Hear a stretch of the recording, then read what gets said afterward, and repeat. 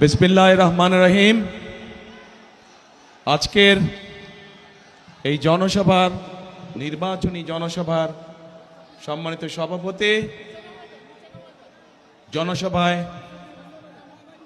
ময়মনসিংহ, নেত্রকোনা, ভাই ও বোনেরা, মঞ্চে উপস্থিত নেতৃবৃন্দ, প্রিয় সহকর্মীবৃন্দ, এলাকাবাসী ভাই বোনেরা, প্রিয় সাংবাদিক ভাইরা, আসসালামু আলাইকুম। আসসালামু আলাইকুম। কেমন আছেন আপনারা?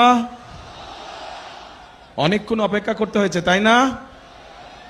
হ্যাঁ, অনেকক্ষণ অপেক্ষা করতে কথা ছিল আরো আগে, কিন্তু আসতে অনেক সময় লেগে গেল। আচ্ছা, ধীর স্থির ধীর স্থির।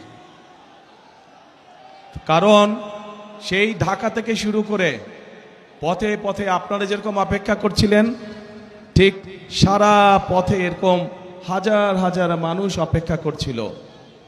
তাদের সকলের সাথে একটু সৌজন্যমূলক সাক্ষাৎ করে আসতে আসতে সময় লেগে গেল। প্রিয় ভাই বোনেরা, আজকে আমরা সকলে এখানে একত্রিত হয়েছি কেন?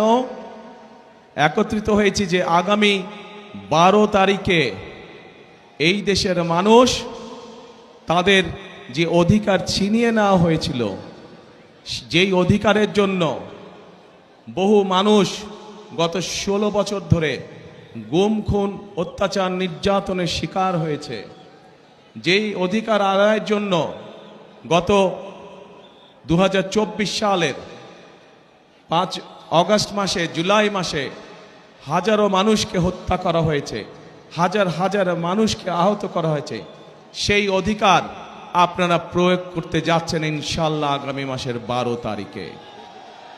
কি সেই অধিকার? কি সেই অধিকার? ভোটের অধিকার। কেন এই ভোটের অধিকার দরকার? এই ভোটের অধিকার দরকার কারণ আমরা চাই এই দেশের মালিক যে জনগণ, সেই জনগণের ইচ্ছা মতন যাতে আগামী দিন এই দেশ সামনে চলতে পারে, সেই ইচ্ছার প্রতিফলন বা বাস্তবায়ন যাতে হতে পারে, সেই জন্যই দরকার ভোটের অধিকার।